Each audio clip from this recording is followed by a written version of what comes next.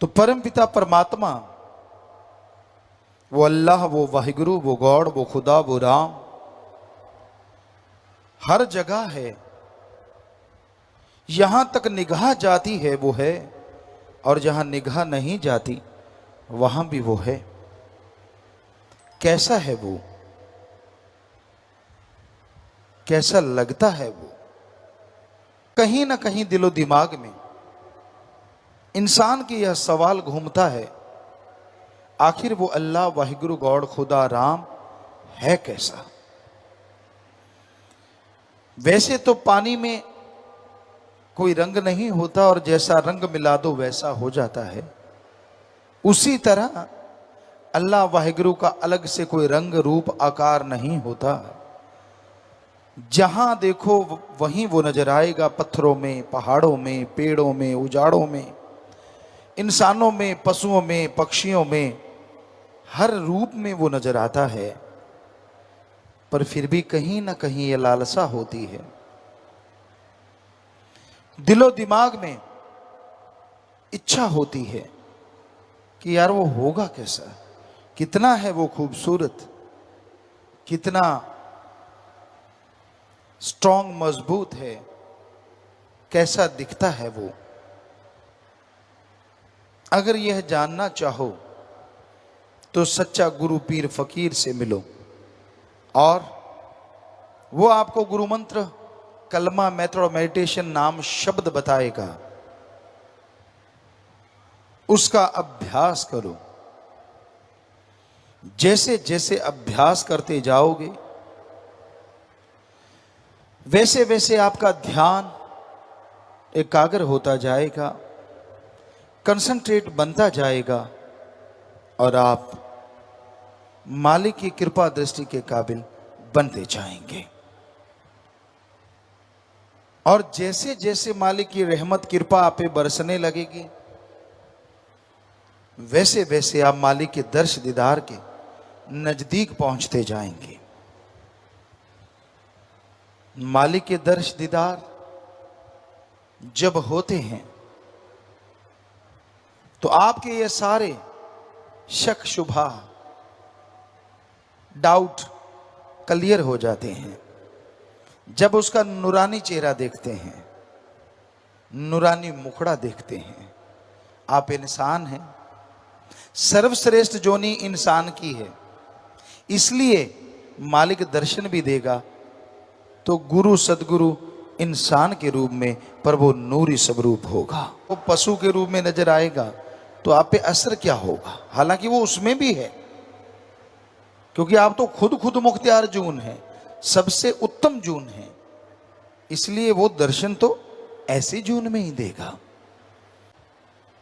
तो मैं तो बेइंतहा खुश होता हूं, पर उसमें इतना नूर है कि चंद्रमा गर्त में यानी पताल में धस जाता है, उसके सामने बहुत बौना है।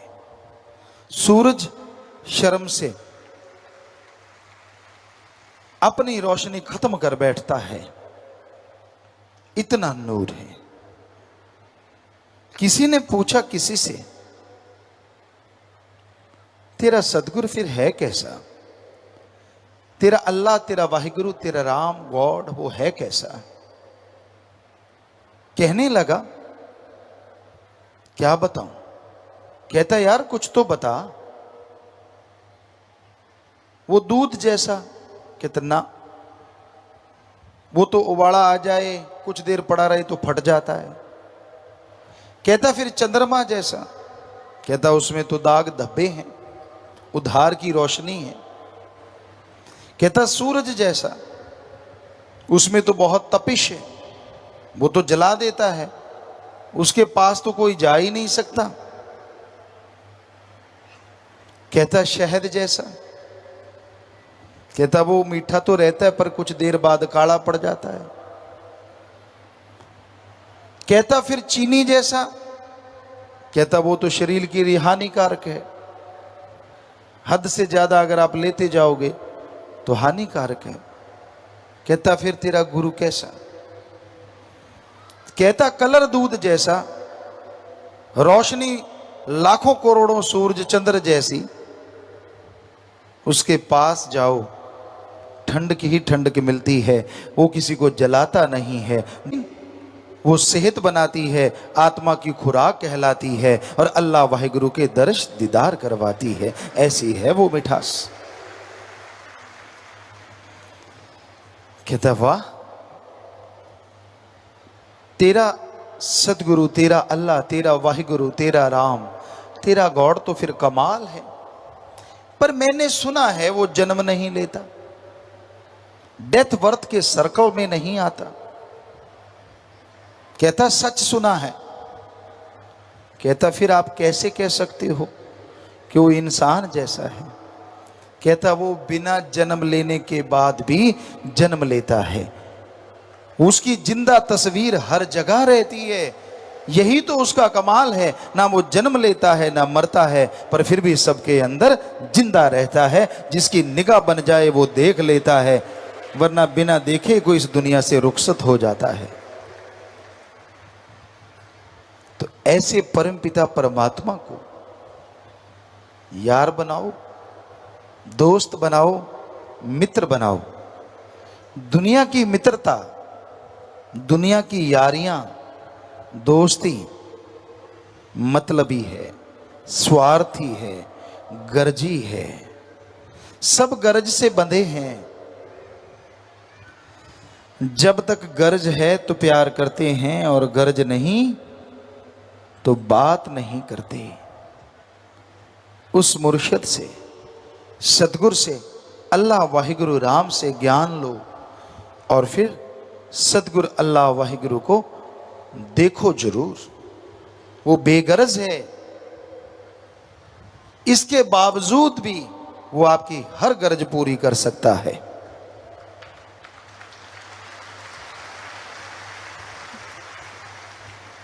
आप सारे समाज में रहते हैं, आप किसी की विवाह शादी पे जाते हैं, उसको सलामी देते हैं, वो लिख लेते हैं आप, या याद रखते हैं। मैंने 100 दिया, 1500 दिया, 5 रुपए दिए, 10 दिए। और जब आपके घर में किसी की शादी होती है तो आपको ध्यान में रहता है फलां आदमी कितने दे के गया। ये गरज है, गरज के लिए ये रीत बनी थी। पुराने समय में लोग जब शादियां होती थी तो ऐसे पैसा देते थे जिससे उसकी मदद हो जाए, क्योंकि अकेला कुछ नहीं कर पाता। 100-100, 5-5 रुपए भी दिए, 2-2 रुपए भी दिए, तो सारे गांव में वो काफी पैसा हो जाता था उस जमाने के अनुसार। और बेटे की शादी धूमधाम से हो जाती थी, पास से कुछ लगा भी नहीं और शादी भी बढ़िया हो गई। किसी की भी शादी होती फिर वो रूटीन उस पे चलता था, सारे उसको दे देते थे। तो ये गर्जी हो गया ना। पर अल्लाह वाहिगुरु राम को सलामी देने की जरूरत नहीं।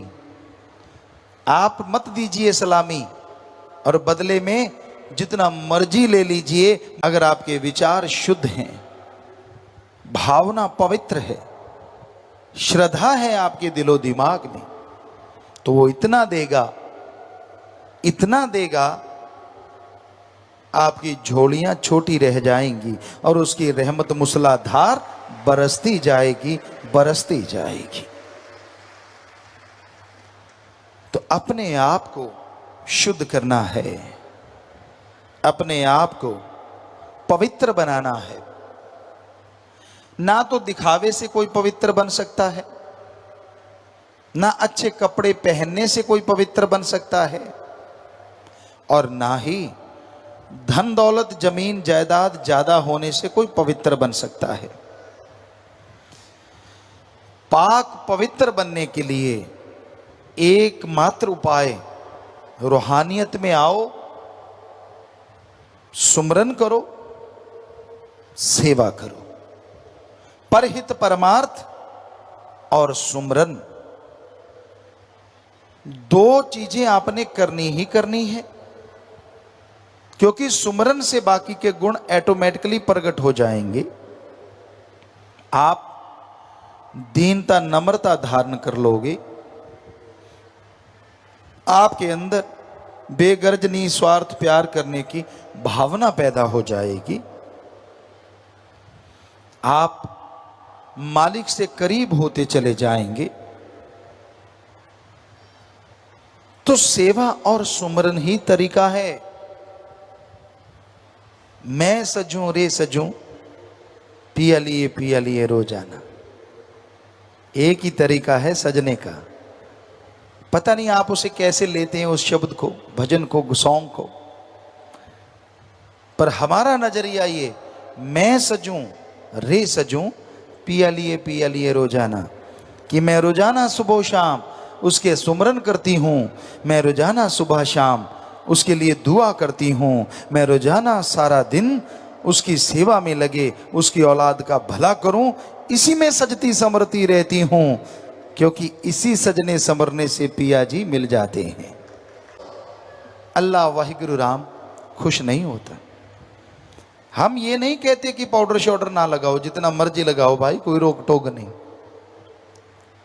पर अगर उस भजन का आप हमसे पूछो कि पिताजी उसका क्या मतलब है, मैं सजूं रे सजूं पिया लिए रोजाना, तो उसका एक ही मतलब है कि आप सुमरन के द्वारा, सेवा के द्वारा, परहित परमार्थ के द्वारा रोजाना सजो। ऐसा सजोगे तो वो राम, अल्लाह वाहिगुरु गॉड कसम जरूर आपको देखेगा, और उसकी एक देखनी से, उसकी एक तकनी से जन्म जन्मों के पाप कर्म कट जाएंगे। मत सोचिए कि मैं काला हूं वो गोरा है, मत सोचिए कि मैं मोटा हूं वो पतला है, इससे उसको कुछ लेना देना नहीं। ये सोचिए मैं सुमरन कितना करता हूं और वो कितना करता है। ये सोचिए मैं परमार्थ कितना करता हूं और वो कितना करता है। कंपटीशन करना है तो सुमरन का करो, कंपटीशन करना है तो सेवा का करो, फिर खसम कैसे नहीं पास आएगा, हम आपको गारंटी देते हैं, अंदर बाहर दौड़ा चला आएगा। मत टेंशनें लिया करो छोटी छोटी बातों की। मेरे पास पैसा नहीं, पैसे वालों को मिलता है वो, मेरे पास ये नहीं वो नहीं। पैसा नहीं तो उसकी भी कर्म रोग है। आप कर्म अच्छे नहीं करते, आप मेहनत नहीं करते, आप सुमरन नहीं करते, मेहनत बहुत करते हैं, फायदा नहीं होता, क्योंकि सुमरन नहीं करते और संचित कर्म रोड़ा बन जाते हैं, संचित कर्म रुकावटें बन जाते हैं। तो उस पिया को, अल्लाह वाहिगुरु राम को, जिसका आपको बताया अति खूबसूरत है उसका चेहरा, उसकी अदाएं, माशाअल्लाह, वो वाहिगुरु, वो राम, वो अल्लाह, वो गॉड, क्या गजब है। उसके नूरी स्वरूप को अगर आप देख लो तो जीवन सफल हो जाए। उसका नूरी स्वरूप अगर दिख जाए तो मन माया की दाढ़ हमेशा गलनी बंद हो जाए। उसका नूरी स्वरूप दिख जाए, काम वासना क्रोध लोभ मोह अहंकार हमेशा के लिए मिट जाए। उसका नूरी स्वरूप दिख जाए, थोड़ी मेहनत और फल अरबों गुना आ जाए।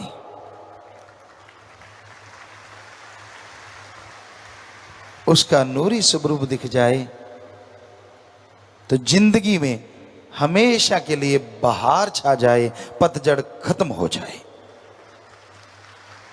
उसका नूरी स्वरूप दिख जाए तो इंसान इंसान से भगवान बन जाए।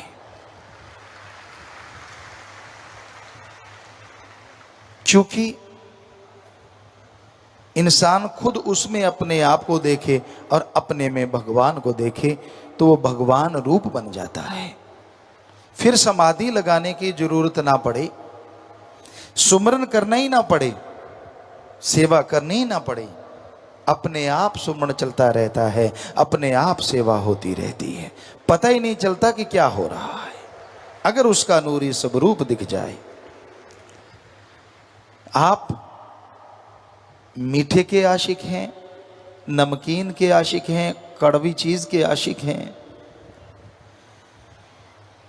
इंद्रियों के भोग विलास के आशिक हैं। अरे उसका नूरी स्वरूप मिल जाए तो ये जो आप मीठा, नमकीन, कड़वा या इंद्रियों के भोग विलास का स्वाद लेते हैं, ये तो क्षणिक है, 5 मिनट, 10 मिनट, आधा घंटा, घंटा, और बाद में मुंह बकबकवा और शरीर चूरो चूर। अरे नूरी स्वरूप मिल जाए तो इनसे खरबों गुना स्वाद आ जाए और वो परमानेंट बन जाए, टेम्परेरी कभी ना रहे। ਧੰਨ ਧੰਨ ਸਤਿਗੁਰੂ ਤੇਰਾ ਹੀ ਆਸਰਾ। ਗੁਰੂ ਜੀ ਦੀ ਪਿਆਰੀ ਸੰਗਤ ਨੂੰ ਨਿਵੇਦਨ ਕੀਤਾ ਜਾਂਦਾ ਹੈ ਕਿ ਹਰ ਰੋਜ਼ ਸਤਸੰਗ ਸੁਣਨ ਦੇ ਲਈ ਸਾਡੇ ਚੈਨਲ ਡੇਰਾ ਸੱਚਾ ਸੌਦਾ ਨੂੰ ਸਬਸਕ੍ਰਾਈਬ ਕਰ ਲੈਣਾ ਜੀ।